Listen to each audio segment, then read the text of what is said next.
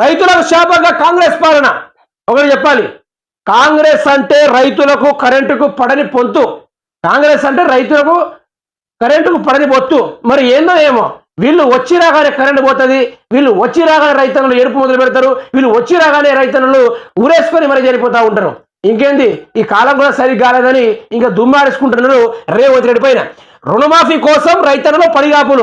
మరి రైతన్నలు రెచ్చగొడుతుంది కదా ముఖ్యమంత్రి రేవంత్ రెడ్డి, రైతులు రెచ్చగొడుతుంది కదా, రెచ్చగొట్టి నాకేయండి అన్నావు. మరి నీకేసినప్పటికీ నువ్వు ఏం చేసినావు అనేది ఇక్కడ నేను నిన్ను ప్రశ్నిస్తా ఉన్నా. నా రాష్ట్ర రైతాంగం వారు ఇబ్బంది పడొద్దని 10 సంవత్సరాల నుంచి రైతు బంధాలు, రైతు రుణమాఫీ అని, అది అని ఇదని కేసీఆర్ అన్ని రైతుల కోసము అడగకుండా అన్ని ఇచ్చినప్పటికీ మరి నువ్వు అడిగిన దానికి చెల్లించకుండా దూరం తిరగాల్సిన అవసరమే వచ్చింది.